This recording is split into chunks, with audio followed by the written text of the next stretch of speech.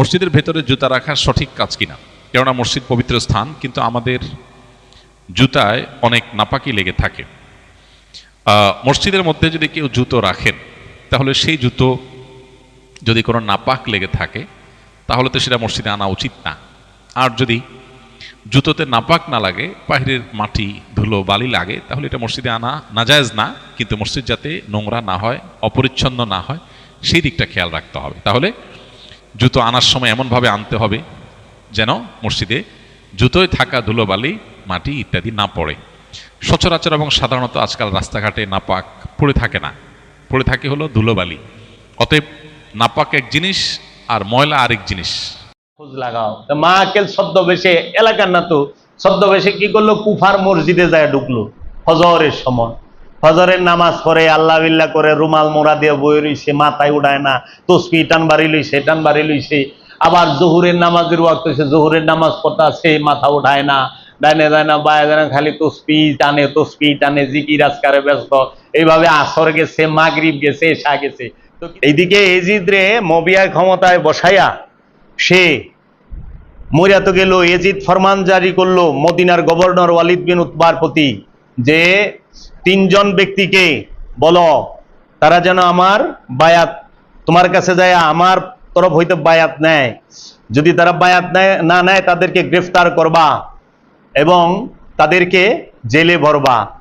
এই 3 জনকে এক হইল ইমামে হুসাইন আলাইহিস সালাতু ওয়াস সালাম, ইমাম হুসাইন ইবনে আলী। 2 নাম্বার হইল আব্দুল্লাহ ইবনে উমার, আর 3 নাম্বার হইল আব্দুল্লাহ ইবনে জুবায়ের। এই 3 জন, এই 3 জন রে বলবা আমার তরফ হইতে তুমি তাদের বায়াত নিবা। যদি তারা বায়াত গ্রহণ না করে তখন তাদেরকে গ্রেফতার করবা।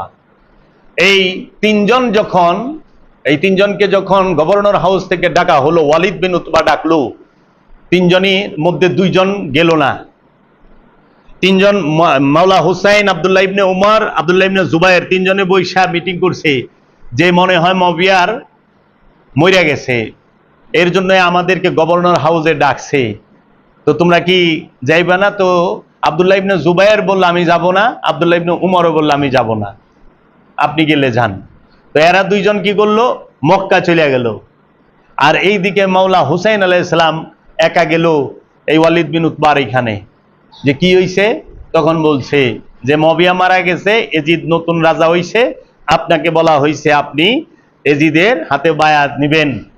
আওলাদের রাসূল কি নাপাকের হাতে বায়াত নিতে পারে? ইমাম কোনদিন গোলামের কাছে বায়াত নিতে পারে? এজিদ, সমস্ত সাহাবারা হইল গোলাম কার? আল্লাহর রাসূলের। আর আওলাদের রাসূলরা হচ্ছে আকা, আল্লাহর রাসূলের আওলাদ। আওলাদ কখনো গোলামের কাছে মুরিদ হয় না। আওলাদ যদি মুরিদ হয়, আওলাদ যদি গোলামের কাছে মুরিদ হয়, ওই গোলামের মুরিদই থাকে না, কাফের হয়ে যাবে। এর জন্য সে ধর্মদ্রোহী কথা কইছে যে মাওলা হুসাইন এজিদের মতো পালিদের কাছে, নাপাকের কাছে মুরিদ হইব। তখন মাওলা হুসাইন স্পষ্ট বলছে না, আমি মুরিদ কেন বায়াত হব? এজিদ ওই যোগ্য নয়, এজিদের এই যোগ্যতা নাই। কেন? ইমামে হাসান আলাইহিস সালামের সাথে মুআবিয়ার চুক্তি হয়েছিল যে মুআবিয়া যেহেতু বিদ্রোহ করছে, সে এইভাবে অশান্তি সৃষ্টি করতেছে, তার সাথে চুক্তি হইয়া বলা হয়েছে মুআবিয়া যে পর্যন্ত ক্ষমতায় থাকবে, এরপরে ক্ষমতা আসবে মাওলা হাসানের কাছে। যদি মাওলা হাসান কোনো ক্রমে না থাকে তাইলে আসবে মাওলা হুসাইনের কাছে, এরপরে যে উপযুক্ত তার কাছে, এইভাবে আসবে পর্যায়ক্রমে। কিন্তু তারা কি করলো, জোর বল প্রয়োগ কইরা রাজতন্ত্র প্রতিষ্ঠা করলো, রাজতন্ত্র প্রতিষ্ঠা করলো।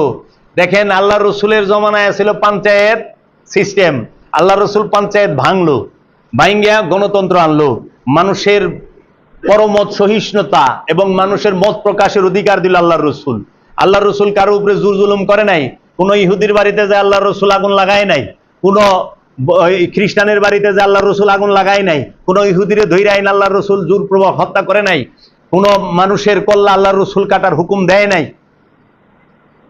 কোন মুসলমানের কল্লা আল্লাহ রসুলের বংশের কেউ কাটতে যায় নাই। এই মাথা কাটা এবং হাতের কবজি কাটার, পায়ের রক কাটা চালু করে মুআবিয়া মবিয়ার আমল থেকে কার কার মাথা কাটছে, কার কার কল্লা কাটছে, মাথা কল্লা কাটছে, কার হাতের কচি কাটছে, কার পায়ের রক কাটছে, সব নাম সহ আজকে বলুম। এই কারবালার মধ্যে এইটাই চলবো। এই সাজারায় খবিসের পরিচয় পুরা দিতে হবে। ময়রা নয় জামু কি সে সত্য গয়ে মরুম, বাঁচলে একদিন বাঁচবেন। সেটা কার মতো? বীরের মতো, কাপুরুষের মতো 1000 বছর বাইসা লাভ নাই। আমরা মাওলা হুসাইনের প্রেমিক, আমরা আল্লাহ রসুলের প্রেমিক, আমরা আল্লাহ রসুলের বংশের প্রেমিক, আমরা অলি আল্লাহর প্রেমিক।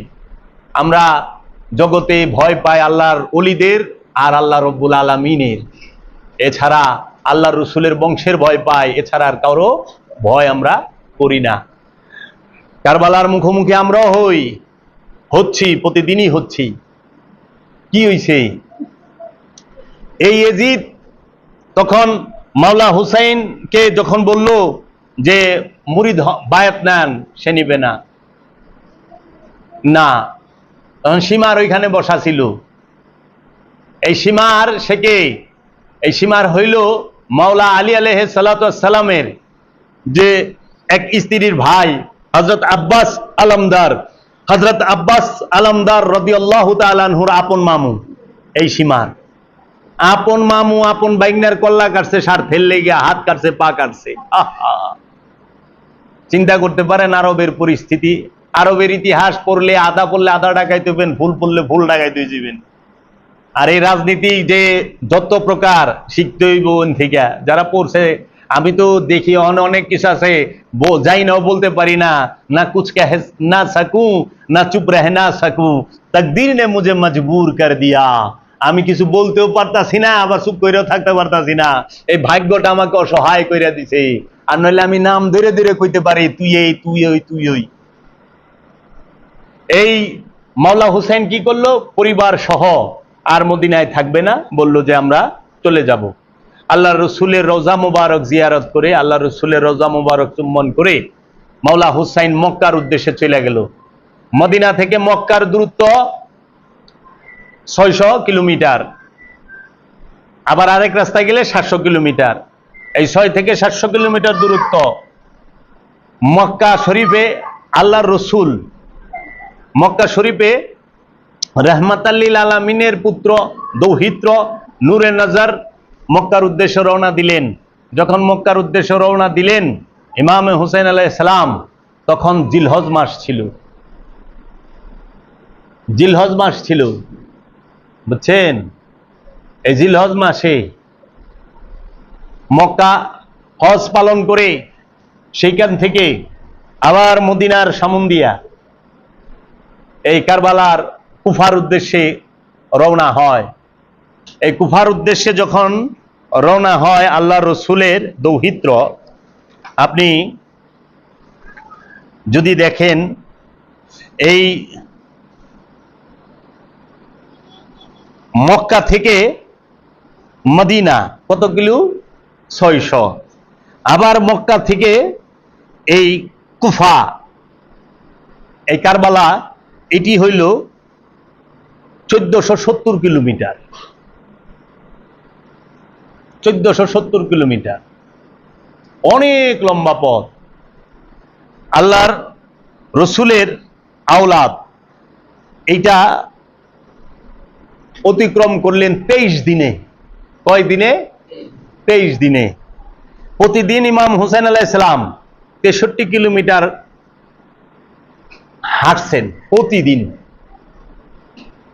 এই কাফেলা নিয়া যাওয়ার কথা ছিল কুফায়, গেলেন কারবালায়। যাওয়ার কথা ছিল কুফায়, গেলেন কারবালায়। মদিনা থেকে মক্কা, মক্কা থেকে কুফা। কিন্তু মক্কা থেকে আর কুফায় যাওয়া হইল না, গেল কই? কারবালায়। কারবালা থেকে কুফার দূরত্ব হইল 74 কিলোমিটার। কারবালা থেকে কুফা শহরের দূরত্ব 74 কিলোমিটার।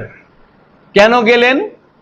মুয়াবিয়া যখন মারা যায়, ওই সময় এই কুফার মানুষ কার কাছে বায়াত গ্রহণ করব? তাদেরও তো ইমাম লাগবে, কারণ ইমাম ছাড়া তো হবে না, একজনের আন্ডারে থাকতে হবে। তখন অনেক চিঠি আসছিল কুফাবাসীর থেকে কেউ বলে 1200, কেউ বলে 12,000। তো যাই হোক, সর্বনিম্ন 1200, সর্বোচ্চ 12,000। এই কাসেটদের মাধ্যমে খুতুত আইলো। খুতুত মানে চিঠি, কাসেট মানে পিয়ন। যে খবর নিয়ে আসে পিয়ন, তারে বলা হয় কাসেট। আর যে চিঠি, তারে আরবিতে বলে খুতুত।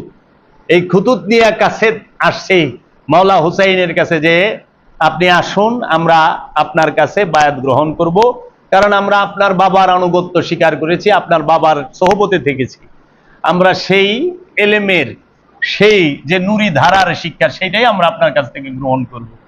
মাওলা হুসাইনও দেখলেন যে এই মদিনায় থাকা তার জন্য খুবই কষ্টকর। মাওলা হুসাইন আলাইহিস সালাম সমস্ত কিছু ভাইবা চিন্তা দেখলেন যে আমার কুফায় যাওয়াই শ্রেয়। তো কুফায় যাওয়ার পূর্বে মাওলা হুসাইন আলাইহিস সালাম তার বাপদাদার যে ভিটা মক্কা, সেইখানে গেলেন।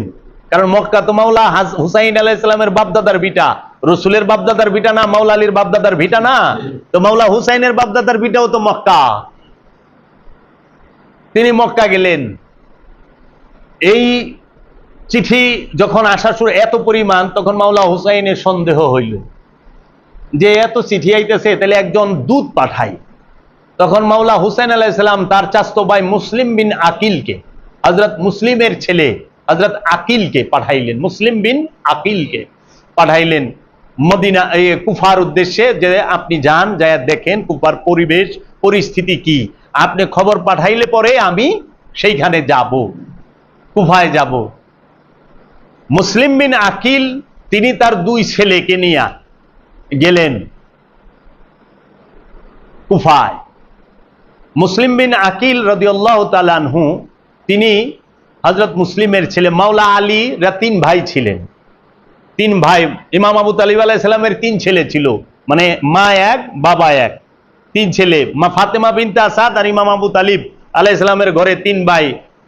বড়কে বড় হইল হযরত আকিল, মেজো জাফর তৈয়ার, আর ছোট হইল আলী মর্তুজা, আলী ইবনে আবু তালিব।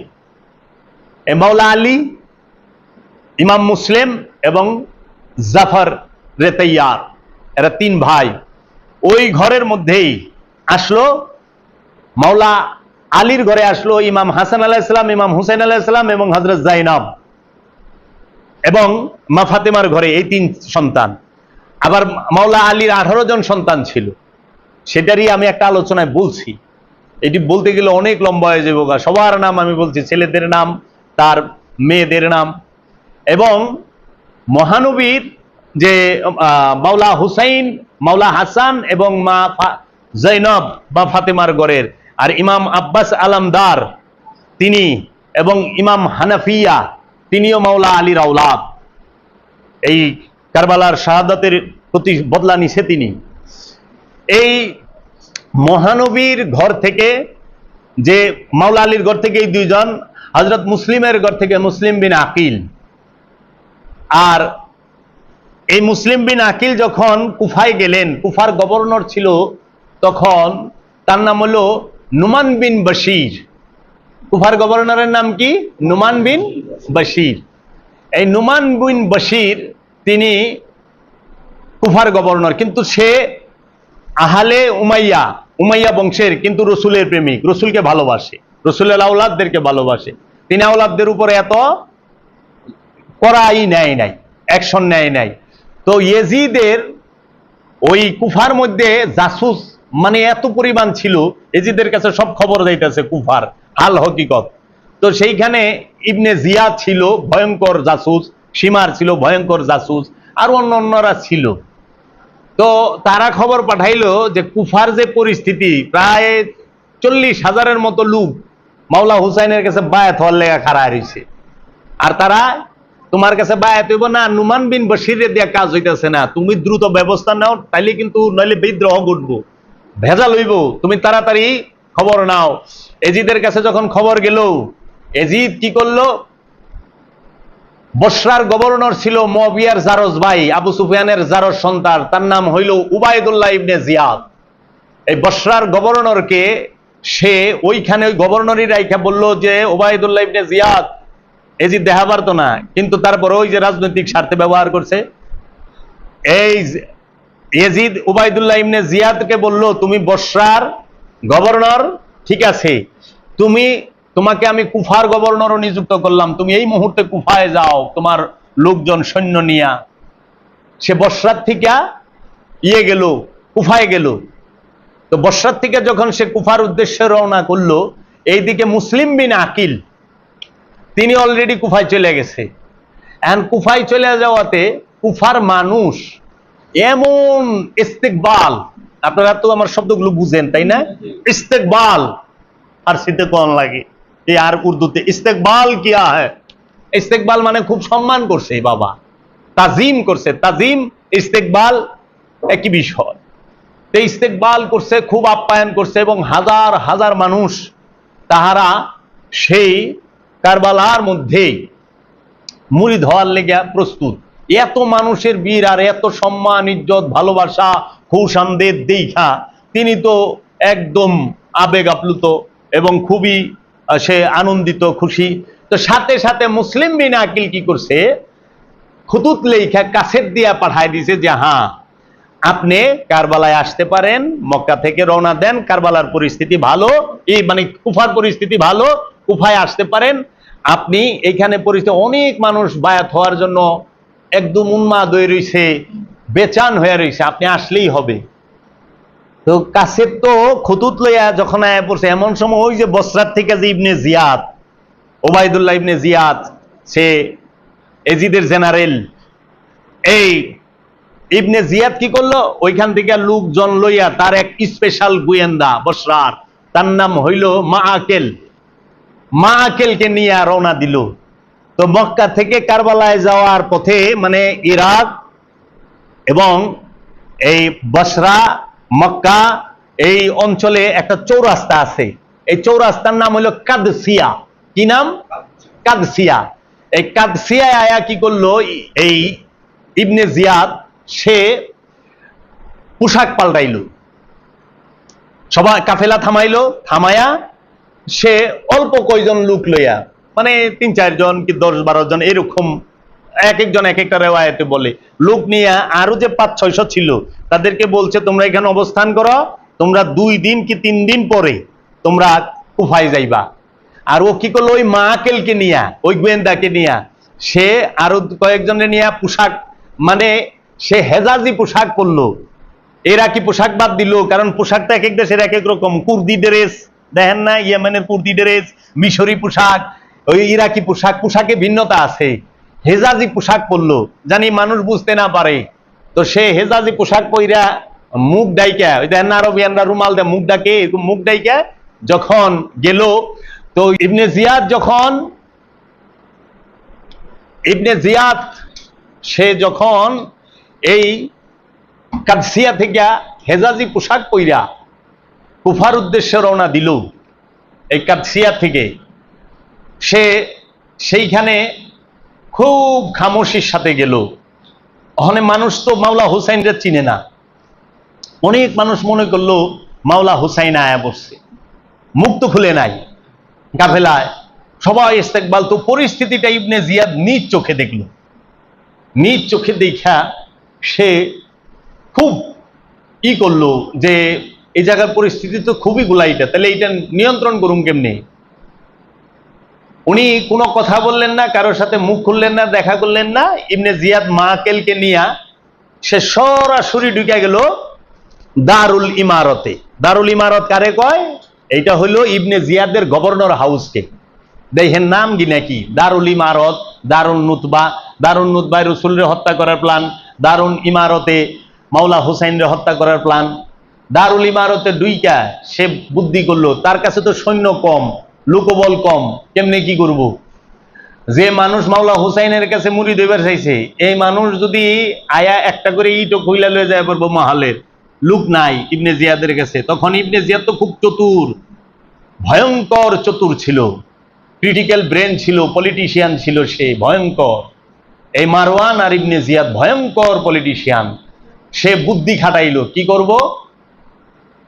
সে যা ডিক্লেয়ার দিল, আমি ইমাম হুসাইন না, আমি ইয়াজিদের তরফ হইতে গভর্নর হয়ে এই কুফায় এসেছি। আমার নাম ওবায়দুল্লাহ ইবনে জিয়াদ। আর পূর্বের যে গভর্নর ছিল নুমান বিন বশির, এই নুমান বিন বশিরকে বরখাস্ত করা হয়েছে, তাকে দামেস্কে ফেরত নেওয়া হয়েছে, আর আমাকে নিযুক্ত করা হয়েছে। তোমরা সবাই আমার কাছে বায়াত গ্রহণ করো। যদি আমার কাছে বায়াত গ্রহণ না করো, তোমাদেরকে শিরচ্ছেদ করা হবে। তোমরা রাষ্ট্রের বিরুদ্ধে, মানে ইয়াজিদের বিরুদ্ধে চক্রান্ত করতেছ, সেই জন্য তোমাদেরকে কঠিন শাস্তি ভোগ করতে হবে। তখন মানুষের মধ্যে ভয় ঢুকে গেল। ওই যে 40,000 মানুষ, তো যখন ইবনে জিয়াদ কি করলো, খোঁজ লাগাইলো যে মদিনা থেকে, মক্কা থেকে যে মুসলিম বিন আকিল আসছে সে কোথায় আছে, তার খোঁজ লাগাও এবং তাকে গ্রেফতার করো। এইদিকে হযরত মুসলিম বিন আকিল তিনি আশ্রয় নিলেন হানি বিন উরবার ঘরে। যার ঘরে আশ্রয় নিয়েছিল তার নাম হানি বিন উরবা।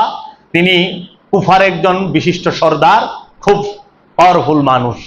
এই হানি বিন উরবার ঘরে ইমাম মুসলিম বিন আকিল তিনি আশ্রয় নিলেন। ইমাম মুসলিম বিন আকিলের খোঁজের জন্য পাঠাইলো ওই যে ইবনে জিয়াদ বসরাত থেকে এক গোয়েন্দা লয়ে আইছে মা আকেল, তাকে বলল তুমি যাও, খুব সযত্নে এই মুসলিম বিন আকিল কোথায় আছে তার খোঁজ লাগাও। তো মা আকেল ছদ্মবেশে, এলাকার না তো, ছদ্মবেশে কি করলো, কুফার মসজিদে যায় ঢুকলো ফজরের সময়। ফজরের নামাজ পড়ে আল্লাহ বিল্লাহ করে রুমাল মোড়া দিয়ে বই রইছে, মাথায় উঠায় না, তসবি টান বাড়ি লইছে, টান বাড়ি লইছে। আবার জোহরের নামাজের ওয়াক্ত হইছে, জোহরের নামাজ পড়তে আছে, মাথা উঠায় না, ডাইনে যায় না, বায়ে যায় না, খালি তসবি টানে, জিকির আজকারে ব্যস্ত। এইভাবে আসর গেছে, মাগরিব গেছে, এশা গেছে। তো কিছু ব্যাককল কোয়ালিটির মুরিদ থাকে না, আমাদের মধ্যে তো আছে, ওই যে রইফা আছে ব্যাককল, এইরকম ব্যাককল কোয়ালিটির মুরিদে হুজুর যাই জিগাইতেছে ওই জাসুসরে, গোয়েন্দারে, হুজুর জি আপনি কোথা থেকে আসছেন? মুসাফির মানুষ, আপনারা তো চিনি না, আগে দেখি নাই কখনো। এই ফজরেও দেখলাম, জোহরেও দেখলাম, আসরেও দেখলাম, মাগরিবেও দেখলাম, এশাও দেখলাম, আপনি খাবেন না, খাওয়া দাওয়া করবেন না, কোথায় খাবেন, কিভাবে থাকবেন? সে বলল আল্লাহ যা খাওয়ায় তাই খাবো, আল্লাহ যেখানে রাখে সেখানেই থাকবো। আমি মুসাফির মানুষ, আমি তো খাওয়া লইয়া ব্যস্ত না, থাকা লইয়া ব্যস্ত না, আমি তো ধন সম্পদ নিয়ে ব্যস্ত না, আমি ব্যস্ত ঈমান কিভাবে মজবুত করব। আমি একজন আওলাদে রসুলের সন্ধান পাচ্ছি না, আমি তার কাছে মুরিদ হওয়ার জন্য বেকারার, আমি কিভাবে তার কাছে মুরিদ হব? কে আমাকে আওলাদে রসুলের সন্ধান দেবে? আমি এত দূর থেকে হাঁটতে হাঁটতে আওলাদে রসুলের খোঁজ করতেছি, একটা কামেল মুর্শিদের খোঁজ করতেছি। তো ব্যাক কলে কয় কি, রই ভাই ওইটার নাম আছিল, আমি জানি আমার কাছে খোঁজ আছে, এই কুফাই আওলাদে রসুল আছে, আপনি এই কুফাই তার দেখা পাইবেন। বলেন কি? থাপা দিয়া হাত ধইরা বুকে জড়ায় ধরছে, কান্দা দিছে, আপনি আমার প্রাণের ভাই, আপনি আমার ইমানের ভাই, ধর্মের ভাই, আমি এইরকম একজন আওলাদে রসুলের সন্ধান করতেছিলাম, আল্লাহ আপনার ফেরেশতা বানায় আমার কাছে পাঠাইছে, আপনি তার খোঁজ দিবেন।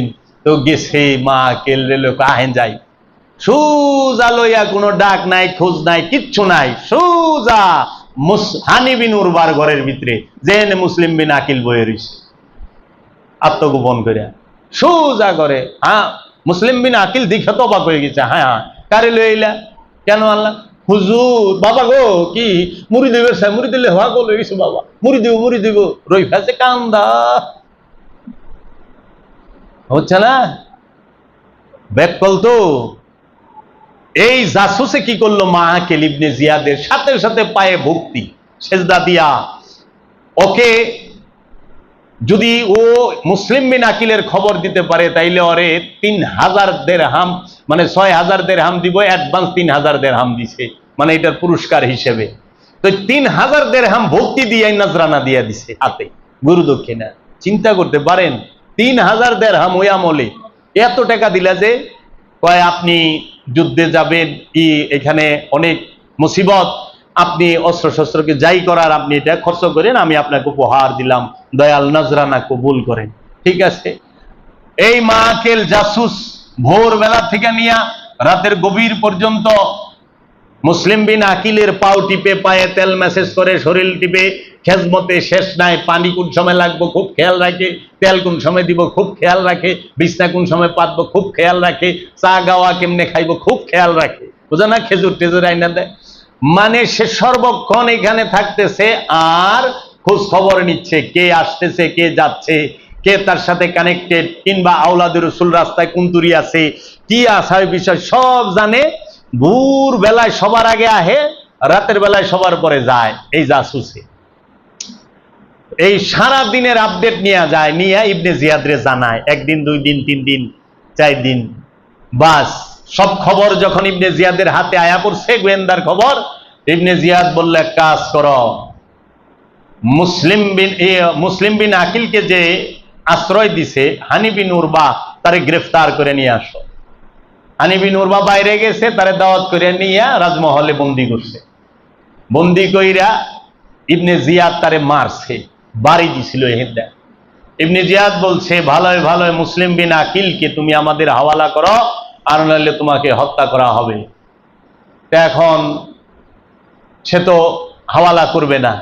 এই খবর যখন পৌঁছায় গেছে যে মুসলিম বিন আকিল লের জন্য হানি বিন উরবারে সর্দাররে গ্রেফতার করছে, তখন মুসলিম বিন আকিলি যাইয়া সবাই রে বিল্ডিং এর ছাদের থেকে ডাকছে যে আসো, তোমরা সাহায্য করো, হানি বিন উরবারে গ্রেফতার করছে, তারে আমরা মুক্ত করে নিয়ে আসবো। দারুল ইমারত এই হাজার হাজার মানুষ লইয়া তারা ঘেরাও করলো। এখন দেখে ইবনে জিয়াদের কাছে যে সৈন্য আছে, এই মিলাই মুলাইয়া মনে করেন শতেক খানিক না, আরো কম। এত লোকের লোকে পারবো না, যদি তারা ইচ্ছা করে এক একটা ইট খুলে লয়ে যাবে। তখন হানি বিন উরবারে এবং আরো যাগো অ্যারেস্ট করছে, তাগো ডাইকে আইনা ইবনে জিয়াদ কইলো, বুদ্ধি খাটাইলো যে তোমরা মহলের ছাদে উঠো, ওইটা বলো যে আমাকে গ্রেফতার করে নাই, আমরা দাওয়াতে আইছি, মেহমানদারিতে আছি, রাজকীয় খাওয়ান দাওয়ান চলতে আছে, মেহমানদারি, তোমরা যাওগা, তোমরা এটা মনে করো না। তখন বলে যে না, গ্রেফতার হইছে।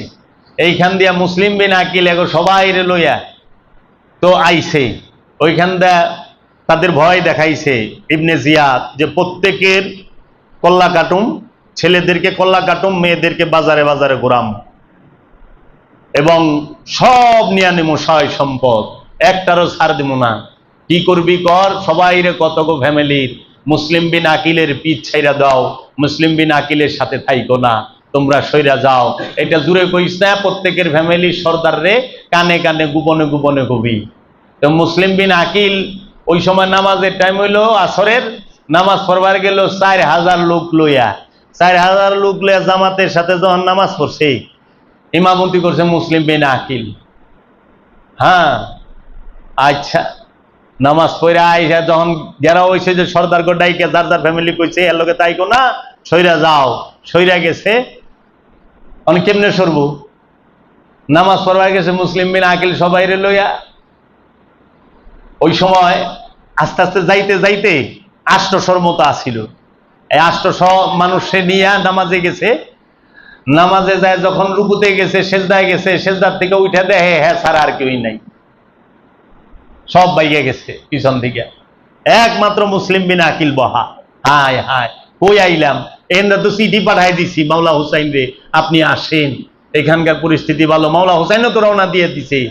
তখন মুসলিম বিন আকিল যখন হানি বিন উরবার ঘরে গেছে, এই দিক দিয়া ওই যে কিভাবে জানলো ইবনে জিয়াদ যে হানি বিন উরবার ঘরে মুসলিম বিন আকিল বয়ে রয়েছে, তো জিজ্ঞাসা, তুমি কেন মুসলিম বিন আকিলকে তোমার ঘরে আশ্রয় দিছ, তুমি এটা কইছে না আমি দেই নাই। তখন বলছে তাই, মা আকেল রে ডাক দিছে, মা আকেল এদিকে আস। মা আকেল আইসা যখন মুখ খুলছে, খুলে দে, হায় হায়, এত সারাদিন আমার ঘরে থাকে। এ কি কয়, ও তোমার লোক না, ও ইমান উমান আনবারায় না, ওইল আমার জাসুস, বসরাত থেকে লই আইছি তোকে ধরনের লিগা। হনসা পরে যখন তারে আটকায়, এই কাহিনী হইল মুসলিম বিন আকিলকে অ্যারেস্ট করব, ঘর ঘেরাও করছে ইবনে জিয়াদের সৈন্যরা। এই মা আকিল যাই পয়লা আঘাতটা করছে মুসলিম বিন আকিল। মুসলিম বিন আকিলকে গ্রেফতার করে নিয়ে আসলো দারুল ইমারতে। আইনা দারুল ইমারতের মধ্যে মুসলিম বিন আকিলের মাথা কাইটা ঝোলায় দিল আর দেহটারে লটকায়া দিল মানুষের ভিতরে ভয় ঢোকানোর জন্য। আর তোমরা যাও কাছে মুড়ি দইবা, এর ভিতরে ওই আধ্যাত্মিক পাওয়ার নাই তো, এরকম ভয় ঢোকায় দিল। মুসলিম বিন আকিল শহীদ হয়ে গেল গা, এদিকে মাওলা হুসাইন ওই যে কাদসিয়া পার হয়ে গেছে। পরে মাওলা হুসাইনকে অ্যারেস্ট করার লেগা হুর নামের একজন সাহাবী, তার নেতৃত্বে 1000 সৈন্য দিয়া সর্বপ্রথম মুহররমের 2 তারিখে মাওলা হুসাইন গ্রেফতার হয়। মাওলা হুসাইন যাব কারবালা কুফায়, টানা থুয়া লয়ে গেল তারে কারবালায় বন্দি কইরা। এরপরে ইবনে জিয়াদের নেতৃত্বে এই মারওয়ান বিন হাকাম এবং এই সীমার এবং ইয়ের নেতৃত্বে ওমর ইবনে সাদের নেতৃত্বে হাজার হাজার সৈন্য দলে দলে আইসা এই মাওলা হুসাইনকে সপরিবারে বন্দি করছে। মাওলা হুসাইন সাথে নিয়ে গেছিলেন মাওলা হুসাইনের বোনকে, মাওলা হুসাইনের স্ত্রীকে, মাওলা হুসাইনের শিশু ছেলেকে এবং জোয়ান ছেলেদেরকে, ভাতিজাকে এবং মাওলা হুসাইনের ছোট্ট 7 বছর কি 6 বছরের মেয়ে বিবি সাকিনাকে এবং মাওলা হুসাইন সপরিবারে এবং মাওলা হুসাইনের বাড়ির যারা খেজমত করেন দাস ছিলেন তাদেরকে এবং মাওলা হুসাইনের প্রেমিকদেরকে নিয়ে মোট 72 জনকে নিয়ে তিনি এই কাফেলা রওনা দিয়েছিলেন।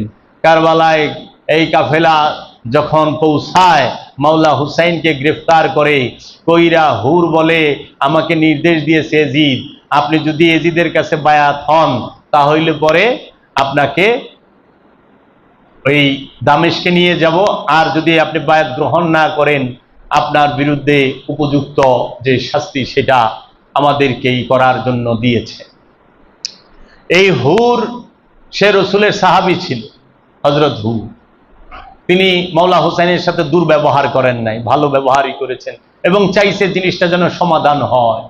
কিন্তু এজিদ বেপরোয়া, এজিদের ভয় ছিল মাওলা হুসাইন থাকলে এজিদের আর সর্বনাশ হয়ে যাইব, এজিদ ক্ষমতায় টিকতে পারবে না। এই কারবালার যুদ্ধ কোন ইসলাম রক্ষার জন্য এজিদ করে নাই, কারবালার যুদ্ধ করেছে এজিদ তার রাজত্ব টিকায় রাখার জন্য। স্বার্থের যুদ্ধ করতে ইমামের বিরুদ্ধে, দ্বীনের বিরুদ্ধে স্বার্থের যুদ্ধ, দ্বীনের বিরুদ্ধে পুঁজিবাদের যুদ্ধ, দ্বীনের বিরুদ্ধে এই সৈনিক ধার্মিকদের যুদ্ধ, যারা দ্বীনের বিরুদ্ধে যুদ্ধ করছে। মাওলা হুসাইন যখন গ্রেফতার হইল, হুরের লগে আবার যুক্ত হইল ওমর ইবনে সাদ, যিনি হযরত আবু ওয়াকাসের ছেলে, যিনি বদরি সাহাবী ছিল। বদরের যুদ্ধে হযরত আবু ওয়াকাস রাসূল সাল্লাল্লাহু আলাইহি সাল্লামের 313 জনের ভিতরে এক সাহাবী, তীরন্দাজ ছিলেন, তারই ছেলে ওমর ইবনে সাদ। সে কেন এরকম হইল? তাকে এজিদ লোভ দেখাইছিল, হে ওমর ইবনে সাদ, তুমি যদি ইমাম হুসাইন আলাইহিস সালামকে গ্রেফতার করে তার কল্লাকাই টানতে পারো, তোমাকে রয়ের গভর্নর করে দেওয়া হবে। রয় কাকে বলে? ইরানের যে বর্তমান রাজধানী তেহরান, এই তেহরানের আগের নাম ছিল রয়, বুঝছেন? তেহরান হইছে পরে, আগে নাম ছিল রয়। এই রয়ের গভর্নরই দিব। রয়ের গভর্নরের লোভে এই ওমর ইবনে সাদ অন্ধ হয়ে গেছিল। এই গভর্নরের লোভে, স্বার্থের লোভে তারা দ্বীনকে শহীদ করছে। এই দ্বীনকে শহীদ করলো কারা? ওমর ইবনে সাদ, নাখই বিন শিমার এবং এই ইবনে জিয়াদ এবং হুরমুলা এরা। মাওলা হুসাইনকে ফুরাত নদীর তীরে আস্তে আস্তে আস্তে আস্তে কারবালায় নিয়ে যাওয়া হইল। কেন? আল্লাহর রসুল 57 বৎসর পূর্বে বলেছিলেন, আল্লাহর রসুলের কুলে যেদিন মাওলা হুসাইন বৈশা রয়েছে, একদিন শিশু দুধ পান করে এই অবস্থায় মাওলা হুসাইনকে দেখা বলছে, আমার এই শাহজাদা সে কারবালায় শহীদ হবে, আমার এই শাহজাদা সে কারবালায় শহীদ হবে। আমার এই উম্মতের মধ্যে একদল পথভ্রষ্ট উম্মত, একদল বিপথগামী উম্মত, একদম জালেম উম্মত, একদল দুনিয়াদার উম্মত, একদল শক্তির পূজারী, সম্পদের পূজারী উম্মত, তারা আমার এই শাহজাদাকে, এই নূরের নাজারকে, নূরের পুতুলকে নির্মমভাবে হত্যা করবে এবং তার চোখের সামনে তার সন্তানদেরকেও হত্যা করবে। আল্লাহর